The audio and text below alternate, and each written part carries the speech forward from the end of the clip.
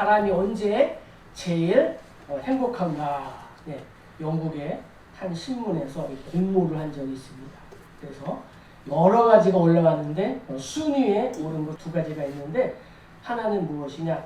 제일 행복한 것은 첫째, 하루의 일과를 다 마치고 아기를 목욕시키는 엄마가 행복하다.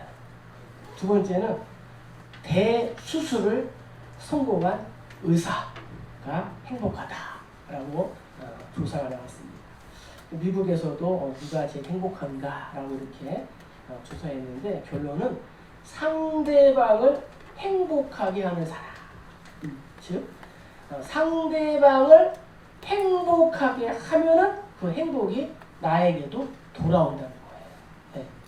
네. 이러한 차원에서 우리가 살펴보면은 이 세상에서 가장 행복한 분은 하나님이세요. 네. 왜? 하나님께서 우리를 이 죄와 이 사망의 법에서 구원이라는 이 선물을 우리에게 주셔서 우리를 행복하게 하셨기 때문이라는 거죠. 네, 그리고 오늘 본문에 나오는 사람 중에 한 명인 이 바울이 또 행복한 사람이다. 왜?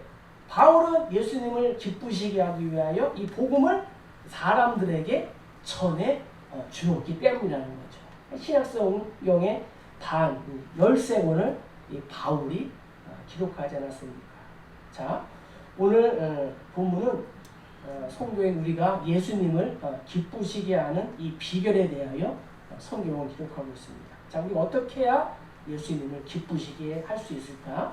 자, 27절 우리 상반절만 읽겠습니다. 오직 너희는 그리스도의 복음에 합당하게 생활하라. 예. 예수님 하나님을 기쁘시게 하는 비결 중에 하나는 무엇이냐? 그리스도인답게 복음에 합당하게 생활하라 라고 성경은 말씀하고 있다는 거죠.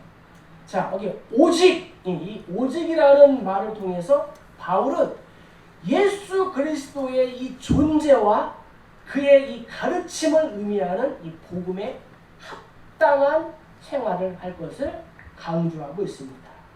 그래서 여기에서 너희는 그리스도의 복음에 합당하게 생활하라. 이 뜻은 헬라어로 이제 퓨리튜마이라는 단어인데 시민이 되다.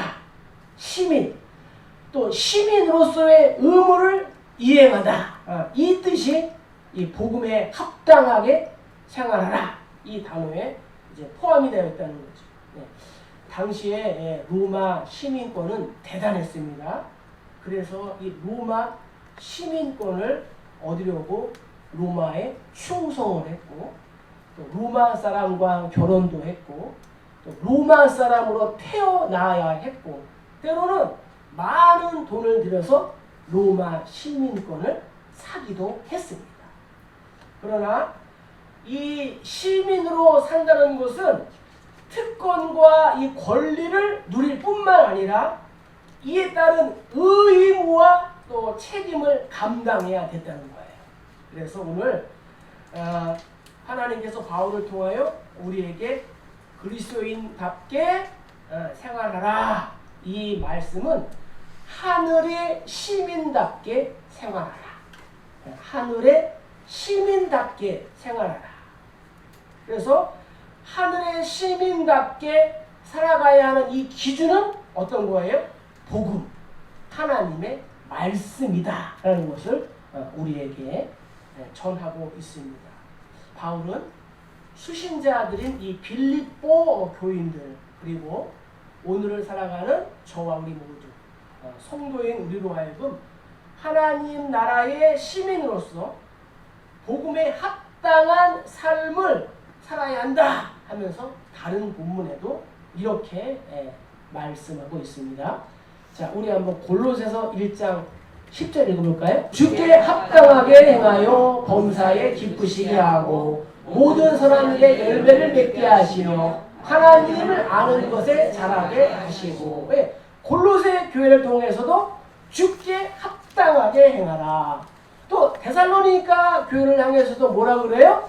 하나님께 합당히 행하게 하려 함이라. 또 하나님이 너희를 그 부르심에 합당한 자로 여기셨다. 예, 그래서 모든 선을 기뻐함과 믿음의 역사를 능력으로 이루게 하셨다라고 성경은 말씀하고 있다는 거예요. 자, 중국에 임어당이라는 사람이 있는데 그는 부모를 기쁘게 할 수 있는 비결 세 가지를 이렇게 말했습니다. 첫째는 부모의 가르침을 잘 지켜 행하는 것. 또 자식 간에 서로 우애하고 협력하는 모습을 또 보이는 것. 그리고 양보하고 희생하는 모습을 부모에게 보여주는 것. 이것이 이제 부모를 기쁘게 할 수 있는 비결 세 가지다라고 이렇게 말했습니다. 그런데 이분이 예수를 믿었는지 안 믿었는지 모르지만 이 세 가지의 가르침을 오늘 성경에서 가져왔다는 거예요. 오늘 본문에 나오는 이 바울의 이 이야기와 묘하게 일치하고 있다는 거예요. 즉 성도 그리스도인으로서 우리 모두가 예수님을 기쁘시게 하기 위해서 어떻게 해야 돼요? 하나님의 말씀대로 잘 지켜 행하고 형제 자매인 성도들이 서로 협력하고 그리고 양보하고 희생하는 모습을 어떻게 해요? 보여주어야 한다는 거예요. 그래서 오늘 27절 상반절에 오직 너희는 그리스도의 복음에 합당하게 생활하라. 복음에 합당하게 생활할 때에 하나님께서 우리의 이 모습을 보시고 어떻게 해요? 기뻐하신다라는 거예요. 또 바울의 입장에서도 자신의 기쁨이 된다는 거예요.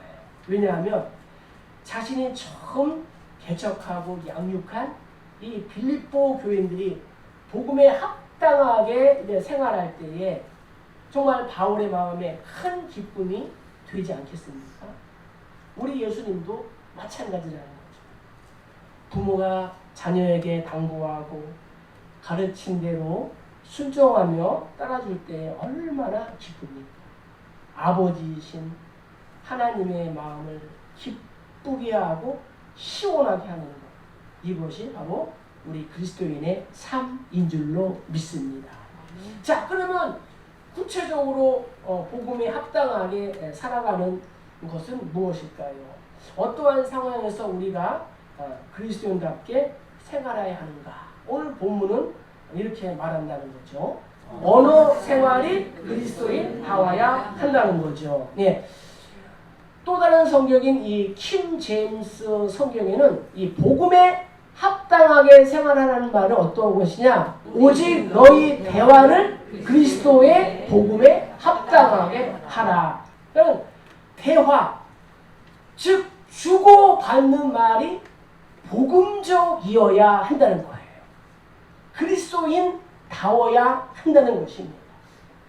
사람은 하루에 4,800마디 정도를 한다고 합니다.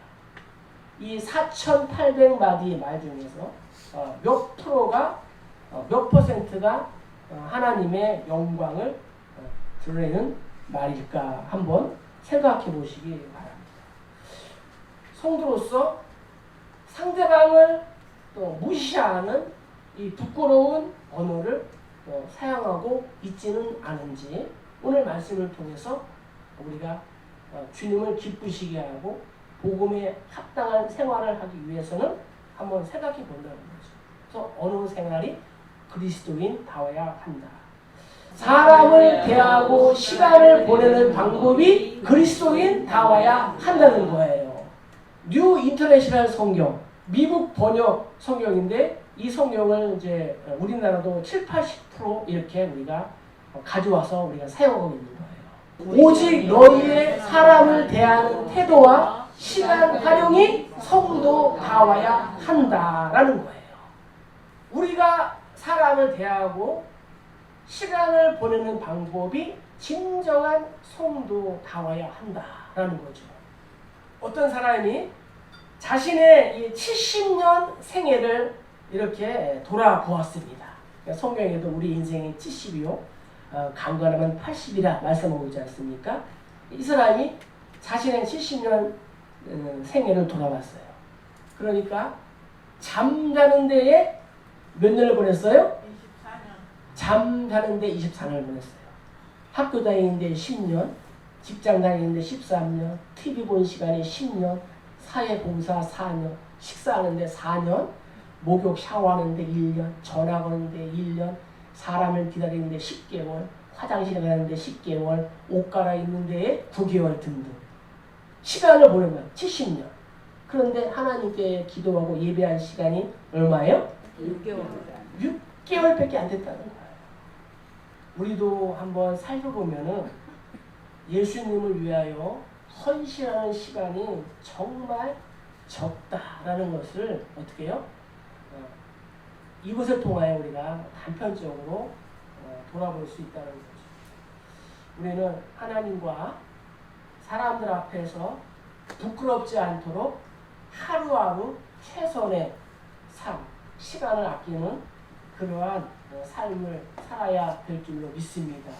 정말 예배하는 시간, 기도하는 시간, 말씀 읽는 시간, 특별히 이웃에게 사랑과 선을 해가는 이 일에 우리가 최선을 다하기를 주의 이름으로 축복합니다. 네. 하나님의 시간 속에 우리가 살아가는 거예요. 하나님의 카이로스. 이 시간을 보내야 예수님이, 하나님이 기뻐하신다라고 오늘 우리에게 말씀하고 있다는 거죠. 자, 그럼 두 번째로 예수님을 기쁘시게 하는 비결이 무엇이냐? 27절 하반절에 있습니다. 이는 내가 너희에게 떠나 있으나 너희가 한 마음으로 서서 한 뜻으로 복음의 신앙을 위하여 협력하는 것과. 다음에 두 번째 예수님을 기쁘시게 하는 비결은 뭐예요? 한 마음과 한 뜻으로 협력하는 것. 오늘 성경에 보면은 너희가 한 마음으로 서서라고 말씀하고 있습니다. 이 서서라는 단어에는 어떠한 뜻이 포함되어 있냐? 치열한 전투에서 자기에게 맡겨진 자리를 끝까지 사수하는 바른 군인의 자세. 이것이 뭐예요? 서서라는 거예요. 한 마음으로 서서 한 뜻으로 어떻게 해요? 협력하라는 거예요. 바울은 이를 통해서 성도들의 어떠한 위협과 고통이 따른다 할지라도 한 마음, 또 한 뜻으로 복음의 이 신앙을 위하여 협력해야 된다라는 것을 강조하고 있습니다. 그래서 우리 성도님들이 우리 모두가 예수님을 기쁘시게 하는 방법 중 하나는 복음의 신앙을 위하여 서로 협력하는 것이라는 거예요. 협력하다 이 단어 속에는 서로 같은 목표를 향하여 뛰는 행동, 서로가 같은 목표를 향하여 뛰는 행동, 이것이 협력하다라는 거죠. 고대 로마에는 운동 경기가 많았습니다. 특별히 또 이 단체 경기가 많았는데 이때 서로 마음을 합해서 한 방향으로 이렇게 향해서 달려가는 데는 협력이 필요하다는 거죠. 우리들의 운동 경기 중에도 2인 삼각 경기라고 있습니다. 2인 두 사람이 이 발을 묶어가지고 달리게 하는 거죠. 이거 두 사람이 호흡이 잘 맞지 않으면은 안 됩니다. 왼발 갈 때 이 사람은 오른발 가고 뛸 때 쓰고 그러면 안 돼요. 2인 삼각 경기처럼 어떻게 해요? 협력하는 것이 하나님이 기뻐하신다. 반대로 이 협력은 이제 마귀가 가장 싫어하는 단어라는 거죠. 네. 마귀가 하는 일은 뭐예요? 사람들의 마음이 하나 되지 못하고 선한 일에 뭉치지 못하고 찢어놓는 일 하는 것이 누구냐? 이 마귀라는 거죠. 마귀. 그래서 이 마귀를 뜻하는 이 사단이라는 말의 뜻에는 분리하다, 찢는다라는 단어가 포함되어 있습니다. 마귀 사탄은 하는 일이 찢는 거예요. 분리시키는 것. 이게 마귀의 역할이라는 거죠. 부모님들이 언제 가장 기뻐해요? 자녀들이 한 마음과 한 뜻으로 사랑하고 화목하는 거죠. 부모님을 중심으로 해서 잘 모이고 또 형제들이 서로 사랑하고 협력하는, 서로 편을 가. 또 다툰다면 부모의 마음이 찢어지게 된다는 거죠. 구정 명절을 지나고 또 추석 명절을 보내고 나오는 뉴스가 무엇입니까? 서로 욕하고 다투고 또 정도가 심하면 어떻게 해요? 가족을 해하고. 세상에 이보다 더 부모의 이 마음에 못을 박는 일이 어디 있겠습니까? 성도인 우리는 하나님의 은혜로 예수님을 믿고 죄 용서받고 영원한 생명 또 천국을 보장받은 천국의 시민권자들인 줄로 믿습니다. 우리는 하나님의 자녀라는 이 큰 축복을 받은 사람들이라는 거죠. 그래서 바울은 골로새 성도들에게 이렇게 말했습니다. 우리로 하여금 빛 가운데 서서 성도의 기업의 부분을 얻기에 합당하게 하신 아버지께 감사하게 하시기를 원하노라. 그가 우리를 흑암의 권세에서 건져내사 그의 사랑의 아들의 나라로 옮기셨으니 그 아들 안에서 우리가 속량 곧 죄사함을 얻었도다. 할렐루야. 이렇게 읽겠다는 거죠. 우리가 늘 주의 일에 한 마음과 한 뜻으로 협력해야 될 줄로 믿습니다. 자, 세 번째 주님을 기뻐하시는 비결이 있습니다. 자, 28절 읽겠습니다. 무슨 일 애든지 대적하는 자들 때문에 두려워하지 아니하는 이 일을 듣고자 함이라. 이것이 그들에게는 멸망의 증거요 너희에게는 구원의 증거니 이는 하나님께로부터 난 것이라. 아멘. 주님을 기쁘시게 하는 비결 세 번째는 무엇이냐? 오늘 성경은 구원의 증거가 있어야 한다라고 성경은 말씀하고 있습니다. 바울은 무슨 일을 당해도 대적자들 때문에 결코 두려워하지 않았습니다. 생과 사를 초월한 사람이 바로 이 바울이었다는 거죠. 당시 초대교회 이 공동체의 세력은 한없이 미약한 반면에 그들의 대적자들은 로마는 힘이 강했습니다.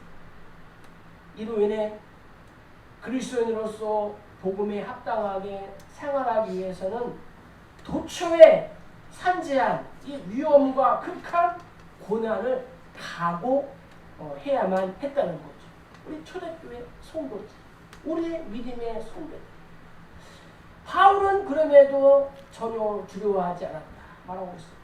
그러면서 하나님으로부터 받은 이 구원의 분명한 증거가 우리들에게 있어야 한다라고 성경은 말씀하고 있다는 거죠. 왜 그래요? 성도가 대적자, 곧 고난과 상황과 환경을 두려워하지 않는 이유는 무엇이에요? 복음을 방해하는 자들에게는 멸망의 증거가 된다는 거죠. 이 복음, 예수가.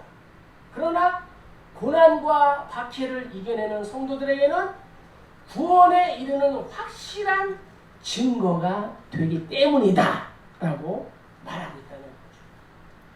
이 구원의 증거, 대적자를 두려워하지 않는 것, 대적자를 두려워하지 않는다는 것은 곧 하나님을 두려워한다는 거예요. 하나님을 두려워한다 하는 것은 우리가 바로 구원받은 백성이다 라는 이 구원의 증거라는 거예요. 자, 이외에도 이 구원의 증거들을 제시해보면 처음에 말씀드린 거 27절에 복음에 합당한 생활, 이것이 또 구원의 증거라는 거죠. 믿음과 소망과 사랑을 실천하는 이 성도가 이 구원의 증거를 가진 성도다. 또 교회 일에 협력하는 것 27절 하반절에 한 마음과 한 뜻으로 복음의 신앙을 위하여 협력하는 것, 이것이 또 구원의 증거라는 거죠. 예수를 사랑하는 성도는 어떻게 해요? 그분의 몸된 이 교회를 위하여 헌신하고 봉사하기 때문이라는 거죠. 그리고 29절에 그리스도의 고난에 참여하는 것, 이것이 구원의 증거라는 거죠. 그래서 그리스도의 남은 이 고난을 우리의 육체에 어떻게 해요? 채우는 거예요. 채우는 거예요. 예수를 믿음으로 은혜와 축복을 받는 일은 누구나 좋아하고 또 누구나 또 원하고 할 수 있는 그러한 일입니다. 그러나 예수를 믿는 일 때문에 고난받는 일은 정말 참된 성도만이 할 수 있는 그러한 일이라는 거죠. 그래서 욥은 이렇게 고백했어요. 그의 아내가 그에게 이르되 당신이 그래도 자기의 온전함을 굳게 지키느냐 하나님을 욕하고 죽으라. 그가 이르되 그대의 말이 한 어리석은 여자의 말 같도다. 우리가 하나님께 복을 받았은즉 화도 받지 아니하겠느냐 하고 이 모든 일에 욥이 입술로 범죄하지 아니하느냐 이렇게 얘기했다는 거죠. 네. 우리가 하나님께 복을 받았은즉 또 화도 받지 않겠느냐. 네. 그리고 바울은 어떻게 해요? 한 걸음 더 나아가서 우리 지난주에 말씀드린 23절에 보면은 차라리 세상을 떠나서 그리스도와 함께 있는 것이 훨씬 더 좋은 일이다. 이렇게 얘기했다는 거죠. 그러니까 이 생보다 영생을 사모하는 이 마음을 가진 성도가 구원의 증거를 가진 성도라는 거예요. 이 땅의 것보다 예수와 함께하는 것을 하늘의 것을 사모하는 성도가 참된 신앙을 지닌 성도, 구원의 증거를 가진 성도다라고 오늘 성경 말씀하고 있습니다. 왜 그래요? 우리는 하늘의 시민이기 때문이라는 거죠. 네, 우리의 시민권은 하늘에 있기 때문입니다. 그래서 성도인 우리는 이러한 구원의 증거가 있어야 한다라고 바울이 말했습니다. 그리고 바울이 디모데에게도 이렇게 말했습니다. 이를 위하여 우리가 수고하고 힘쓰는 것은 우리 소망을 살아계신 하나님께 두미니 곧 모든 사람 특히 믿는 자들의 구주시라. 너는 이것들을 명하고 가르치라. 저도 성도인들에게 이것을 또 가르치고 전하는 것입니다. 당시 1세기 사람들의 인식, 이 생각 속에는 고난은 악한 것이다. 또는 무언가 잘못된 것이다. 이렇게 알고 있었습니다. 그러니까 이러한 인식이 교회 공동체 속에서도 시작이 됐다는 거죠. 싹이 텄다는 거예요. 자리를 잡았다는 거예요. 그래서 바울은 바른 신앙을 추구하는 성도들에게는 필연적으로 이 고난이 뒤따른다 라는 사실을 전하면서 믿음과 고난이 동일한 하나님의 선물이다 라는 것을 권면했다는 것입니다. 성도는 예수 그리스도와 같은 운명 공동체인 줄로 믿습니다. 그래서 예수님께서 고난 받으시면 우리도 함께 고난을 받는 것입니다. 예수 그리스도가 머리와 이 몸이라면 우리는 예수님의 몸을 이루는 지체라는 거예요. 그래서 예수께서 고난을 받으신 것처럼 우리들도 어떻게 해요? 고난을 받게 되는 것입니다. 예수께서 고난의 길을 걸어가신 것처럼 성도인 우리도 이 고난의 길을 걸어갈 수밖에 없다는 것입니다. 그래서 베드로는 고난을 당하고 있는 성도들에게 이렇게 말했습니다. 오히려 너희가 그리스도의 고난에 참여하는 것으로 즐거워하라. 이는 그의 영광을 나타내실 때에 너희로 즐거워하고 기뻐하게 하려 합니다. 너희가 그리스도의 이름으로 치욕을 당하면 복 있는 자로다. 아멘. 이렇게 고난 중에 있는 성도들을 위로하고 격려했다는 것입니다. 네가도 장군이 아들을 위해서 이렇게 기도했다는 거죠. 원하오니 아들을 평탄하고 안위한 길로 인도하지 마시고 고난과 도전에 직면하도록 하소서. 그리하여 폭풍우 속에서 용감히 싸울 줄 알고 패자를 관용할 줄 알도록 가르쳐 주소서. 마음이 깨끗하고 목표가 높은 아들이 남을 정복하려고 하기 전에 먼저 자신을 다스리게 하소서. 아들이 장래를 바라봄과 동시에 지난 날을 잊지 않게 하소서. 네? 메가더 장군이 자녀를 위한 기도를 드리는 거죠. 네. 자, 마지막으로 우리가 또 그러면 예수님을 기쁘시게 하는 비결이 무엇이냐? 성경 30절 읽겠습니다. 너희에게도 그와 같은 싸움이 있으니 너희가 내 안에서 본 바요 이제도 내 안에서 듣는 바니라. 네, 주님을 기쁘시게 하는 비결 중에 하나가 오늘 뭐라 그래요? 선한 싸움을 싸워야 한다 하고 말씀하고 있습니다. 이 30절을 세번역 성경은 이렇게 기록하고 있어요. 여러분은 내가 하는 것과 똑같은 투쟁을 벌이고 있습니다. 여러분은 내가 그렇게 하는 것을 보았으며 내가 그렇게 하는 것을 지금 소문으로 듣습니다. 바울은 빌립보에서 전도할 때 대적자들로 하여금 엄청난 수많은 박해를 받았다는 거예요. 귀신 들린 여종을 고쳐준 이후로 빌립보 감옥에 갇혀서 또 매를 맞은 적도 있어요. 이러한 사실을 빌립보 교인들이 직접 보았다는 거예요. 그런데 이제는 빌립보 교인들이 바울과 동일하게 이 대적자들로부터 회방과 핍박을 당하고 있는 거예요. 다시 말씀드리면 빌립보 교인들도 바울과 같은 이 선한 싸움을 어떻게 해요? 참여하고 있었던 것이었다는 거죠. 이와 같이 성도들은 이 세상을 상대로 해서 선한 싸움을 싸울 수밖에 없는 사람들이라는 거예요. 특별히 우리는 예수 그리스도의 군사로서 예수께서 싸우신 그 내용대로 우리가 전쟁을 해야 될 줄로 믿습니다. 그럼 과연 우리는 어떻게 구체적으로 싸움을 해야 할까요? 첫째는 사단과 싸워야 된다는 거예요. 누구랑 싸워야 돼요? 사단과 싸워야 합니다. 사단은 예수님의 원수이자 우리의 최대의 원수라는 거죠. 최대의 걸림돌이 이 사단이라는 거예요. 태초부터 이 아담을 공격해서 아담으로 하여금 넘어지게 했어요.